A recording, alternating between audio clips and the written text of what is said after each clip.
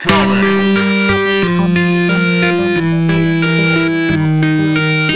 and gentlemen, welcome to the upcoming video games of February 2015. I'm Globku from Magical Noob, bringing you my personal selection of upcoming titles that I find most interesting or that draw the most attention this month. We'll begin with There Came an Echo. This game was a Kickstarter success, and it's a cover-based strategy game that has been built from the ground up to be played through voice commands, although it also supports controller and keyboard and mouse. The narrative, the art style, and the soundtrack seem to be worthy of attention. On February 2nd, The Guilt and the Shadow comes out on Steam. It's a 2D puzzle platformer with horror elements and an original art style. Game of Thrones Episode 2 got pushed back from January, and it's coming out for PC and the PlayStations on February 3rd, coming out for the Xboxes on the following day. The Lost Lords continues Telltale's story in the land of Westeros. Darkest Dungeon comes out on the same day. This is a roguelike dungeon crawler that uses a turn-based combat system. This title is especially interesting because your hero's actions have psychological consequences. Some events will test your hero's resolve, and even though you might win a certain encounter, that same fight might actually hurt you more than help you. Pair that up with the randomly generated dungeons and you've got yourself a pretty interesting title. Grow Home was just announced at the end of January. It's the latest experimental side project from Ubisoft, and it's created by the developer of Driver San Francisco, Reflections. This is a minimalistic exploration game, and as usual, since exploration is a big part of this title, not a lot has been revealed about it yet, but it looks neat. Rise of Incarnates is a free-to-play, multiplayer fighting game. You can control multiple characters with mythical powers, some long-range, some close quarters. Some of these powers will even allow you to transform or summon creatures into battle. It's gonna be free to play, so it's at least worth checking out. The following Tuesday we get Evolve. The asymmetric 4v1 multiplayer shooter from the Left 4 Dead developers finally arrives. Are you gonna play as a hunter or a monster? Or are you gonna sit this one out, since it's a full-priced game with a ton of DLC packs already announced?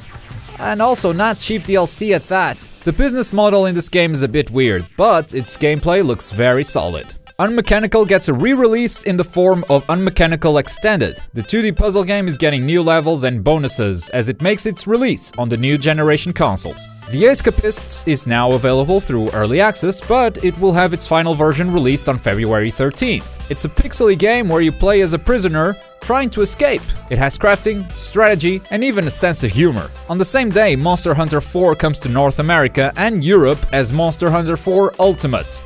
It's Monster Hunter, what's not to love? It's great seeing one of the 3DS best titles finally arrive on the Western market. And since the 3DS release never comes alone, Majoras Mask 3D is coming out on the same day. It is a remastered version of the original Nintendo 64 title from the year 2000, with enhanced graphics, touchscreen controls, and gyroscopic features. I'm gonna be honest, don't really know what that last one means. Dead or Alive 5 is getting an update in Last Round, coming out February 17th. In addition to the previous update, named Ultimate, Last Round will feature 2 new stages, 2 new characters, and a bunch of new costumes. Total War Attila releases on the same day. If you're not familiar with Total War at this point, I mean, this is the 9th game in the franchise, but hey, it's another strategy game, and this time it's set at the beginning of the Dark Ages. Black Hole comes out on February 20th. It's definitely got my interest. The gameplay doesn't seem like anything we haven't seen before. It's a puzzle platformer where different characters have different special abilities that help you solve puzzles, including the power to control gravity. But it's the writing and the humor in this game that have gotten me very curious. Keep an eye out for this one. Kirby and the Rainbow Curse releases on the same day. This Wii U exclusive uses the touchpad as one of the main gameplay mechanics as you draw different platforms for Kirby to progress through each level. The Order 1886 is Sony's big bet this month. This PlayStation 4 exclusive brags about being the best game to blend cutscenes with gameplay with its seamless transitions. It's a single-player, third-person shooter set in a fictional London with werewolves. Dragon Ball Xenoverse comes out on the following week. On Tuesday for consoles in North America, on Friday in Europe and PC. This game features character creation and has a very heavy multiplayer component. Works almost like an MMO in the way it gives you quests and items that you can use to customize your character. And it even allows you to progress through the story with 3 players. Competitive 3 vs 3 battles have also been confirmed, and even local 1v1 duels. An interesting title in paper, let's hope the new combat system doesn't let us down. Dynasty Warriors 8 Empires is another title that got pushed back from January. This expansion to Dynasty Warriors 8 allows you to focus more on the strategic side of the game.